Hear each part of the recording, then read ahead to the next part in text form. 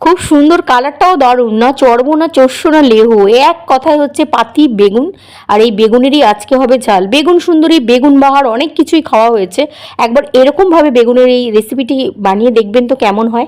আর আমি তো আজকে বানিয়েছি, যেকালে আজকে সোমবার, নিরামিষই, মুখে তো কিছুই রুচছে না, বললাম এটা একটু অন্যরকমভাবে ট্রাই করি। তো তার মধ্যে আবার পেঁয়াজ রসুন ছাড়া, যাই হোক, শুকনো খোলায় আগে ভেজে নিয়েছি বাদাম, শুকনো লঙ্কা, আর ছিল একটু ধনে।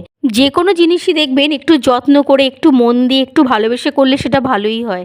সেটা আপনি ছোট্ট বাচ্চাকে মানুষ করা থেকে বলুন, মানুষের জন্য বলুন, কিংবা রান্নারই বলুন, রান্না তো এমনিও ভালোবেসে না করলে রান্নায় কিন্তু স্বাদ আসে না। আর সব ক্ষেত্রেই দেখবেন পেঁয়াজ আর রসুন কিন্তু মানে একটা উপসের বলুন, যা কিছুতেই বলুন, আপনি কিন্তু খেতে পারবেন না, কিন্তু এই রেসিপিটা কিন্তু আপনি অবশ্যই খেতে পারবেন, আপনার কোনো অসুবিধা হবে না। তো কি সুন্দর হয়ে গেছে, রুটি পরোটার সাথে কিন্তু বেশি বেগুন ভালো বাহার, লাগে। বেগুন সুন্দরী অনেক শুনেছি, আমি নাম দেবো এর বেগুন সুশ্রী। আপনাদের যদি ভালো লাগে আপনারাও ট্রাই করবেন।